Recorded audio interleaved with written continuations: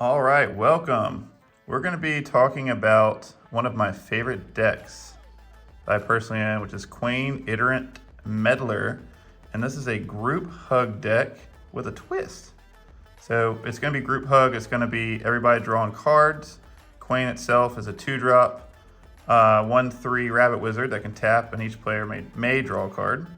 And then each player who drew a card this way gains a life. So you're just kind of helping with card draw, and then we got ways to turn this card draw into a benefit for us.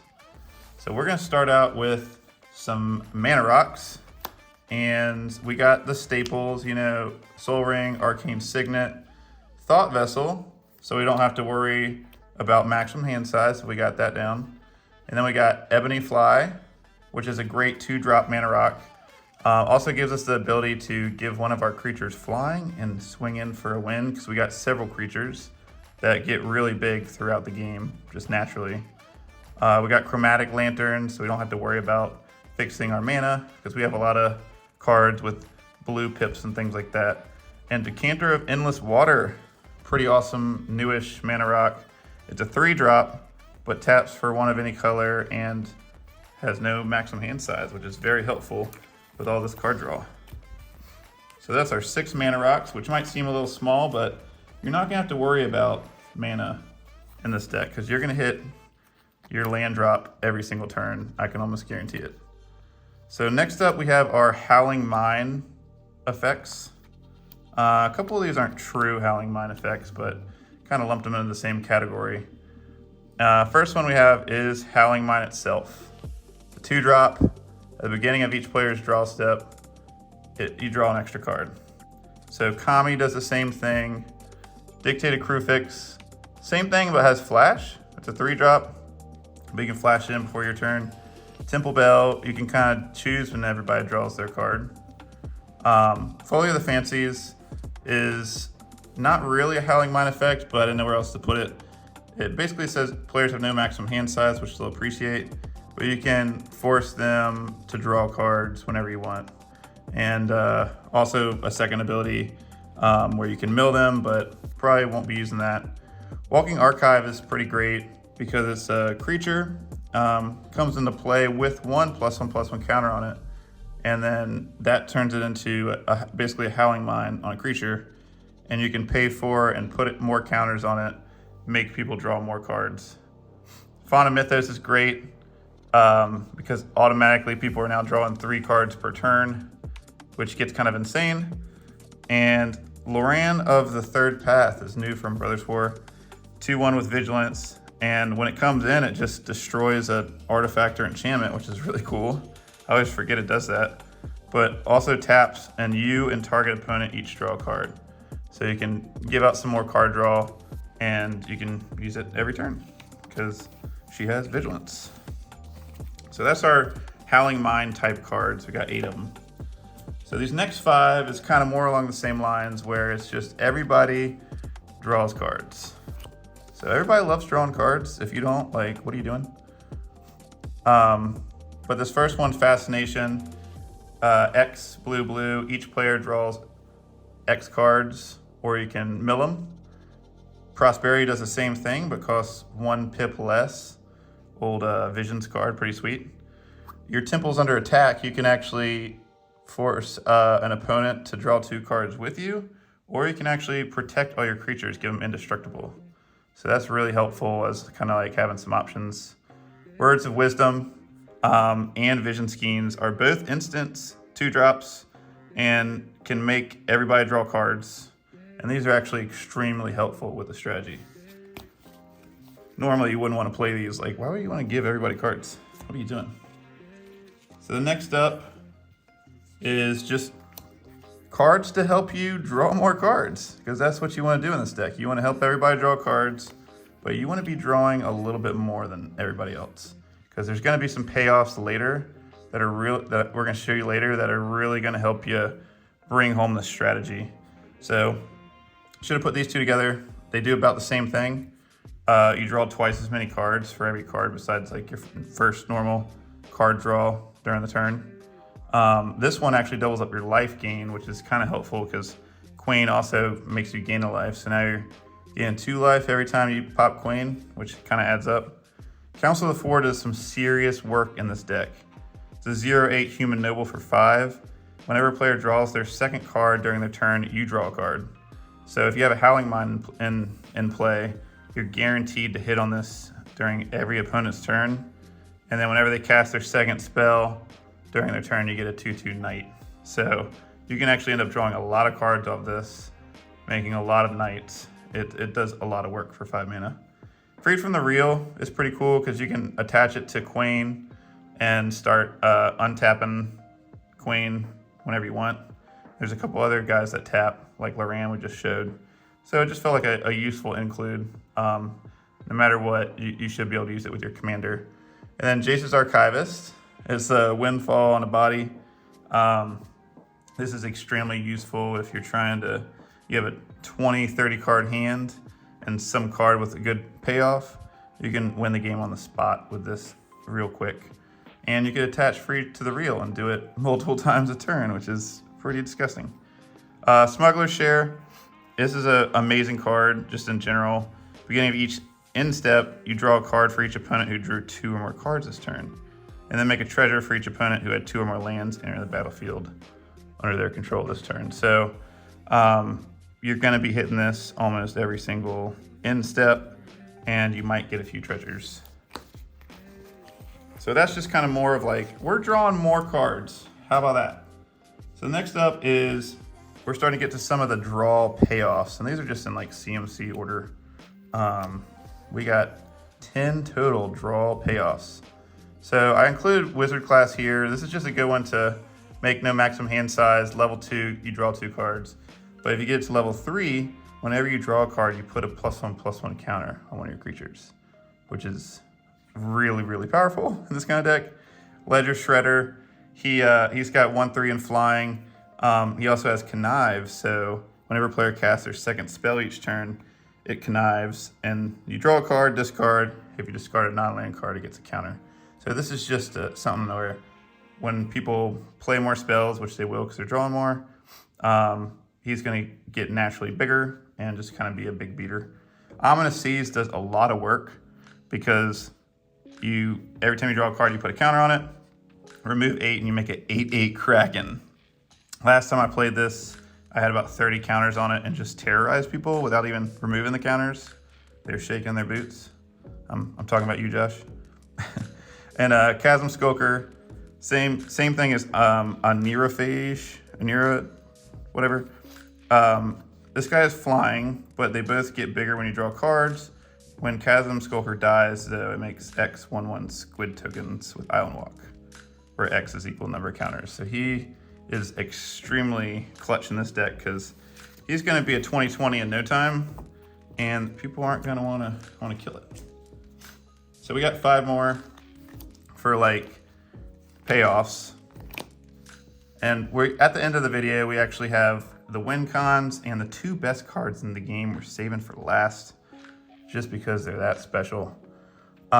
So Sunscorched Regent doesn't necessarily synergize with the card draw, but it's just a humongous beater and a flyer. Gains you life, which actually comes into play with a couple of cards. So really, really spicy. Shabraz does the whole get bigger with card draw, gives you life. Amazing card. Teferi Temporal Pilgrim is another new card from Brothers War, and it's a 5-drop Teferi. Let's see if we can focus in here. 5-drop Teferi. Whenever you draw a card, put a loyalty counter on Teferi. Its 0 ability is draw a card. -2 is create a 2/2 blue spirit creature token with vigilance that says whenever you draw a card, put a +1/+1 counter on this creature. Then its -12 is really mean. Target opponent chooses a permanent they control, returns to its owner's hand, and they shuffle each non-land permanent they control into their library. So it's basically just ruin someone's game and they lose. That's kind of where what I'm getting from that one. Dream Trawler, 3/5 flying lifelinker. Gets bigger every time you draw a card, at least it gets more power. Can help you with life gain, which is great because you might be getting targeted by the time you get Dream Trawler down. And then when it attacks, it just draws you a card. And if you want to get it indestructible, you can just discard a card, and you're gonna have plenty of cards to do that. Psychosis Crawler, if you've done this kind of strategy before, you know this card well. Whenever you draw a card, each opponent loses a life. Its power and toughness is equal to the number of cards in your hand. So just windfall when you have 30 cards in your hand. So it's 30 damage to everyone. Very powerful. Next up, we have what I'm affectionately labeling the Don't Touch Me cards. So these are cards that kind of just put up the defenses, keep people away from you while you're drawing cards, doing your thing. You don't want to just be taking massive damage while this is happening. So first up, we have Flumph. Flumph is a 0/4 defender with flying. Whenever it's dealt damage, you and target opponent draw a card. Pretty spicy. You can use it as like a political piece. Be like, hey, attack me with your 1/1. We'll both draw a card. Wall Denial, just a really good kind of blocker with Shroud, Defender, Flying. Great value for a 3-drop. Propaganda, Ghostly Prison do the exact same thing. They can't attack, creatures can't attack you unless they pay 2 colorless to keep kind of everybody away from you with their token army. Crested Sunmare, 5/5 horse. It says other horses you control have indestructible. You might be thinking, wait, this isn't horses. This isn't horse tribal.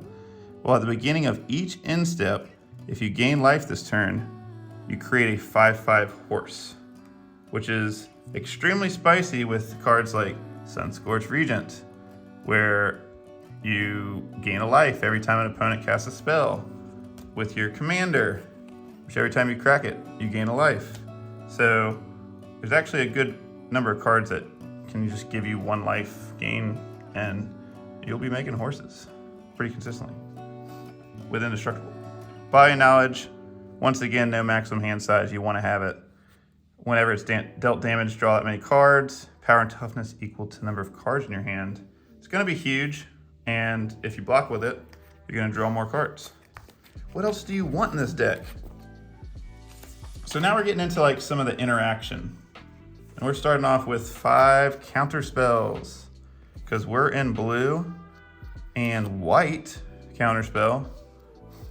So you're really gonna want counter spells because this deck strategy, you're gonna wanna basically play your Howling Mind type cards, be everybody's best friend, just kind of lay low until you're ready to pounce and really win the game.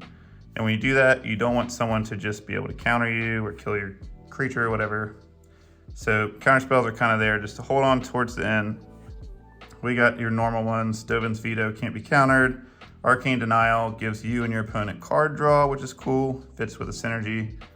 And Offer You Can't Refuse, one of my favorites from New Capenna. It's a 1-drop. They get 2 treasures, but you're probably trying to win the game when you're casting. When you're using this, you might be trying to win the game. And Rebuff the Wicked is just in here for the spice, because they might be thinking, okay, he's only got 1 white mana untapped. He's got 1 plains untapped. What could he possibly do? And then they try and kill your 2020 Chasm Skulker, and you go, bam, Rebuff the Wicked. And then they just give you mad respect because you're so good at this game of Magic. So next up, we got Single Targeted Removal. Everybody's favorite, right? We like destroying things. We like smashing things. So we got 7 of them. We got a couple more in the land slot. So this isn't like totally exhaustive, but you're gonna be having at least 1 or 2 of these in your hand, probably most of the game because you're gonna be drawing so many cards. Path to Exile, I probably shouldn't have shown the special full art version. Doesn't show what it does. It swords to plowshares, but it exiles a creature. Rapid Hybridization destroys a creature, makes a frog lizard. Generous Gift does the same thing, but with a permanent. It makes an elephant. You come to a river is pretty great because you can bounce a non-land permanent, or you can give a target creature +1/+0 and unblockable. So this can help you actually swing in for the win with one of your huge creatures that's just been getting bigger, like Chasm Skulker, or deal with a threat. Return to Dust. It's actually not the most efficient card, but use it on your turn. You get to exile 2 things. Not too bad. And Heliod's Intervention is really good because you can take out X artifacts or enchantments. Very versatile. I like putting these in all my deck. Just get rid of them all. All right, so these next 3 are just miscellaneous interaction. We got Mystical Tutor. So you're gonna be able to go get whatever you want at instant speed, bring it to the top of your deck. And in this deck, the top of your deck basically means in your hand, because there's so much card draw. Distortion Strike, another way to get in for the win in a pinch. Give one of your creatures unblockable 2 turns in a row.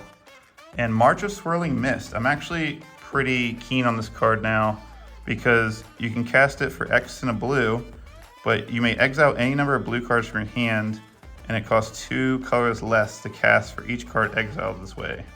And says up to X target creatures phase out. So you can exile 1 blue card from your hand and phase out 2 of your creatures, and it would just cost 1 blue at instant speed. Yeah, very powerful, especially because we don't have a lot of creatures in this deck, and we are probably going to be relying on them. So really good card, like it. We got 3 board wipes. In this deck, if you don't end up winning, you could very well be facing a swarm of token creatures or something like that. Just want to get rid of them. Farewell is one of the best ones out there. Maybe the best board wipe currently because you can just exile everything. Just restart. Maybe keep your artifacts to keep drawing cards. But yeah, we got 3 good ones there. And then now we're moving on to our win cons. So these are the ones that are like straight up will win you the game. We got Triskaidekaphile, says you have no maximum hand size. We've seen this a few times. I really am like making sure that we don't have to discard due to hand size. At the beginning of your upkeep, if you have exactly 13 cards in your hand, you win the game. Very easy to do in this deck. Very easy. Very powerful. Jace, it's got a +1 that can draw you a card, mill yourself a little bit. His ult's kind of hard to get to, but his passive ability says if you would draw a card while your library has no cards in it, you win the game. So I won using this the other day. You could put Lab Maniac and Thoracle in here, but Jace is a little more difficult. I feel like a little more spicy. Hullbreaker Horror is a 7-drop, 7/8 with flash that can't be countered. It says whenever you cast a spell, you can choose one. Return target spell you don't control to its owner's hand, or return target non-land permanent to its owner's hand. So when you get this down, there's a lot of spells that you can play, a lot of instant speed spells in this deck, and you're more than likely gonna win if you got this down and more than 10 to 12 mana. You're gonna be just bouncing everything, counting everything. It's pretty much game over. Purge of the Second Sun, if you cast it twice in one game, you win. First time you cast it, you just get 7 life and you put it 7th from the top of your library. And you can actually probably draw straight into it during the same turn because there's so much card draw. So that's like 4 of the main ways to win. There's also, you can just pump up one of your creatures like Chasm Skulker and just use one of those unblockable spells. That's definitely a way to do it as well. And these 2 are what I'm declaring as the best cards in the deck. As in, you need to get these cards down, one of them, and protect it. Consecrated Sphinx, whenever opponent draws a card, you can draw 2 cards. And this is, you got Howling Mines in here, all sorts of way to make your opponents draw, and then payoffs for you drawing. So this gets out of control real quick. You can draw your entire deck in probably 1 or 2 turns around the table. Smothering Tithe, you guys know it, it's incredible, but in this deck, it gets absolutely absurd. You're forcing your opponents to draw 3, maybe 4 cards per turn, and every time they do, you make a treasure. So you can get to an enormous stockpile of treasure so fast in this deck. And yeah, these 2 are so incredible. So next up, we're going on to our lands. We got 16 non-basics, and we're gonna look at 8 right here. So because you're drawing so much, you don't have to worry as much about fixing your mana, hitting your land drops, because you're gonna hit them. Let's be real. So there's a little bit more opportunity for some of these non-basics, like Mukokoro, Center of the Sea, says taps for a colorless, tap 2 and tap it. Each player draws a card. Obviously great in this deck. Same with Gaia Reach Sanitarium. Each player draws a card, then discards a card. Otawara, Soaring City. It's got Channel. You can discard it and return target artifact, creature, enchantment, or planeswalker to its owner's hand. So awesome to have some sort of single targeted removal in a way on a land. Same with Aiganjo. You can take out something with toughness 4 or less to an attacking creature. Rogue's Passage, I put it in every single one of my decks. Tap 4, tap Rogue's Passage. Target creature's unblockable. So swing in with one of those huge things for the win. Salundi Isle, it's got 2 faces. And the backside says, look at the top 6 cards of your library for 3. You may reveal an instant or sorcery card from among them, put it in your hand, put the rest on the bottom of your library. So a little bit of extra card draw, help you find the perfect spell you want, and comes on a land, so it seems like a pretty good deal. This other side says just enters the battlefield tapped. Mystic Sanctuary comes in real clutch in this deck as well, because if you have 3 or more islands out, which a lot of times you will, it comes in untapped, and you can put target instant or sorcery card from your graveyard on top of your library. You can bring back something you really need, bring back that farewell and save the game. Myriad Landscape, sack it, get a couple basics by tapping 2, help you ramp, fix your mana a little bit. So that's our first 8 non-basics, give you a lot of extra versatility from the land slot, which you'll like to see. And next up, we got one of my favorites coming up, which is Emergent Zone. Let me get the focus in on here. All right, so this guy right here, Emergent Zone, taps for a colorless, but you can tap 1 and sack it, give all of your spells flash for that turn. So you can actually do some real sneaky things with that. People forget it's on the board, and then you're like, oh, I'll just play Purchase a Second Sun and just win the game. Blast Zone gives you a way to destroy things from the land spot. So you can tap XX and this to put X counters on it, and then you can tap 3, tap this, sack it, destroy each non-land permanent with CMC equal number of charge counters. So you can, it comes in with 1 counter on it, but you can put a couple more on it for later, destroy all the 3 drops. Pretty cool late game. Reliquary Tower gives you no maximum hand size. I've seen it like 6 times. Path to Ancestry. You're like, why is this coming? Why is this in the deck? It's not a tribal deck. This is great because if you have it turn 1, when you play your commander right away, you can scry. Kwain usually gets killed once or twice. When you recast them, you just get an extra scry out of it. I found it to be kind of helpful. Command Tower, you know it, you love it. Prairie Stream, it's in here because it's got the plains islands on there, specifically for our fetches. But this one doesn't come in tapped if you control 2 or more basics. I had to read it for a second. I was like, what's happening? Scalding Tarn. It's one of the fetches I got.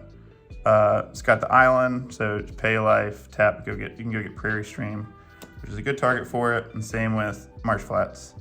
Go get a plains. Probably want to go get Prairie Stream. So that's it for non-basics. Besides that, we got 11 islands in the deck. We got 11 islands and 7 plains. Go check out the link in the description to see the full deck list, to see what Kwain's all about. Let me know in the comments if you guys like the idea of this deck, are interested in building it. I've had a lot of fun. I'll say personally, it's super fun being able to draw so many cards. People like playing against it because they get to draw cards, and honestly, it wins a lot. super powerful, and yeah, highly recommend. And if you haven't subscribed to Complete Magic, please subscribe so we can do some more of these videos, and we'll see you next time.